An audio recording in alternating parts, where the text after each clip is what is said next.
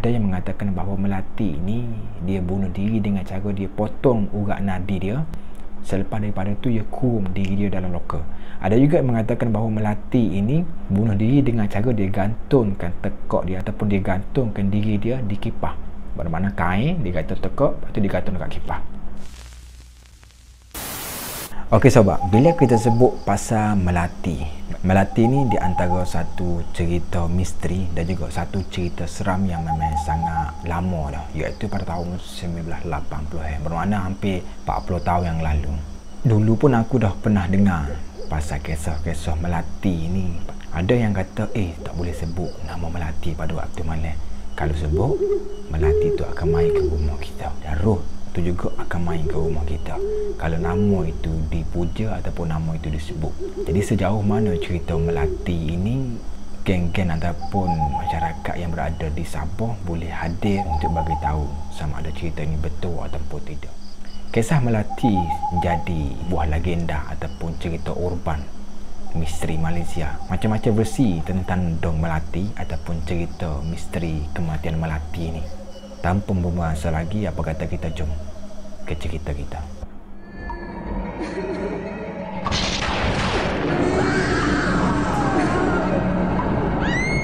Melati mempunyai rupa paras yang memang sangat comel. Sampai tahap ada yang bagi tahu kalau Melati ni senyum, orang lelaki tu automatik akan jatuh cinta kepada dia. Dia bermakna manisnya senyumnya Melati ni lah.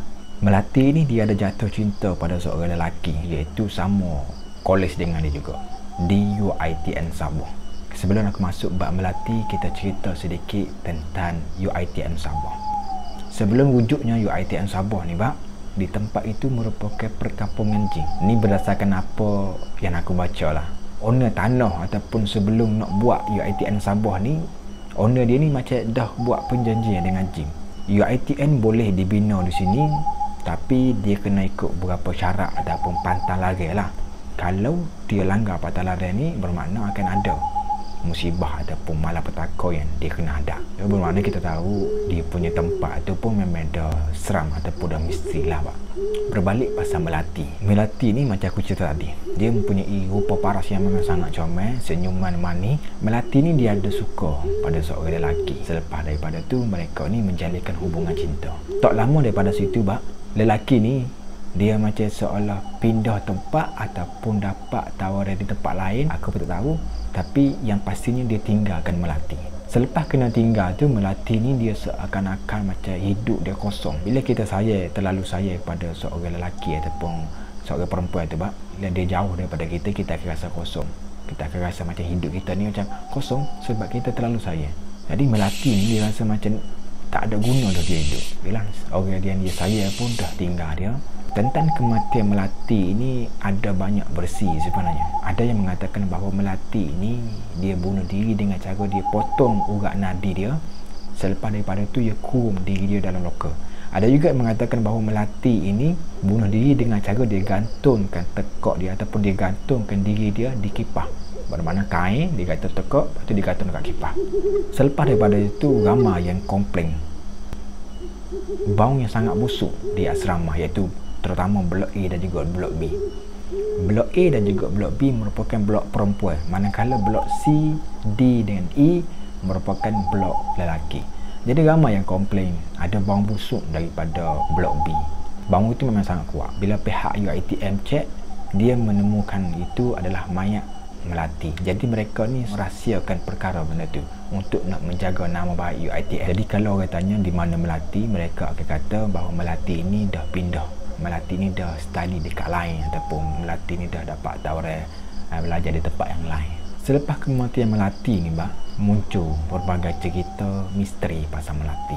Dari segi kena histeria, kena kaca, penampakan Melati pada waktu malam, ada sosok perempuan yang berjalan di atas tingkap, dan macam-macam yang berlaku di blok B dan juga blok C. Tadi aku dah beritahu blok A dan blok B blok perempuan tak? Sebenarnya blok B dan C blok perempuan. Manakala blok D, E dan F, tiga blok ini merupakan blok lelaki. Jadi perempuan ni dia banyak buat adu tentang penampakan seorang perempuan yang lalu di depan asrama ataupun yang lalu di depan blok semua. Selepas daripada situ, maka pihak asrama ni ataupun pihak hostel ni dia membuat pertukaran lah. Lelaki pergi ke blok perempuan, manakala perempuan akan duduk di blok lelaki. Nah, cara macam tu dia fikir mungkin Melati ni tak akan kacau ataupun tak akan ganggu. Maknalah lelaki ni kuat. Tapi gangguan itu masih lagi jadi seperti biasa. Ada satu kisah pasal budak baru ataupun junior yang baru masuk. Dia macam seolah-olah sembang kencang lah. Dia bagi tahu kalau aku jumpa dengan hantu Melati ni, aku nak minta nombor ekor. Mana tahu aku dapat. Pada malam tu dia tidur, tangan keluar daripada katil bawah menampak muka budak tu disebabkan kecek besar. Selepas daripada situ, maka budak tu pun baru percaya sebenarnya wujudnya Melati. Ada satu filem terbitan David Teo bertajuk Dong Melati. Dikatakan diinspirasikan daripada kisah Melati. Mana Sekmu masih lagi tak tengok, Sekmu boleh tengok cerita Dong Melati itu. Sejauh mana cerita kisah seram yang terjadi ataupun kisah Melati di UiTM Sabah ni, budak-budak ataupun pelajar-pelajar dan juga bekas student yang belajar di Sabah UiTM, mungkin mereka tahu cerita yang betul.